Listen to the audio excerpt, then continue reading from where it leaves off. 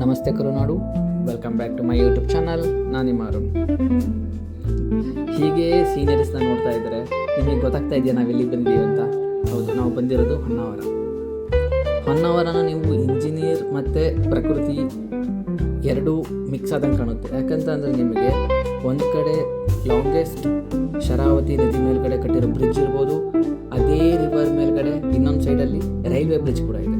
So ಎರಡನ್ನೂ parallel ವ್ಯೂವಿಂದ ನೋಡೋದ್ರಿಂದ ಮತ್ತು ಈವ್ನಿಂಗ್ ಟೈಮ್, ಸಂಜೆ ಸೂರ್ಯಾಸ್ತ ಟೈಮಲ್ಲಿ ನೋಡಿದರೆ ಕ್ರೇಜಿ ವ್ಯೂ ಮಾತ್ರ. ಯಾವಾಗಾದ್ರೂ ನೀವು ಹೊನ್ನಾವರ ಕಡೆ ಬಂದರೆ ಇದನ್ನು ಮಿಸ್ ಮಾಡ್ಕೋಬೇಡಿ. ಯಾಕಂದರೆ ಹೊನ್ನಾವರ ಅಂದರೆ ಬರೀ ಇದಿಷ್ಟೇ ಅಲ್ಲ, ತುಂಬ ಪ್ಲೇಸಸ್ ಇದೆ. ಮುರುಡೇಶ್ವರ ಆಗಿರ್ಬೋದು, ಇಲ್ಲ ಅಂತಂದರೆ like boat riding, eco beach, Honnavar ಬಂದರು, ಇಲ್ಲಾಂದರೆ ಅಪ್ಸಕೊಂಡ ಫಾಲ್ಸ್, ತುಂಬ ಇದೆ. ಆಮೇಲೆ ಇಲ್ಲಿ ಹೊನ್ನಾವರದಲ್ಲಿ ಒಂದು 2-3 ರೈಲ್ವೆ ಟನಲ್ಸ್ ಕೂಡ ಇದೆ.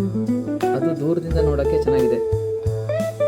ಸೊ ಯಾವಾಗಾದ್ರೂ ಈ ಕಡೆ ಬಂದರೆ ಯಾವುದೇ ಕಾರಣಕ್ಕೂ ಮಿಸ್ ಮಾಡಬೇಡಿ, ನೋಡಿ.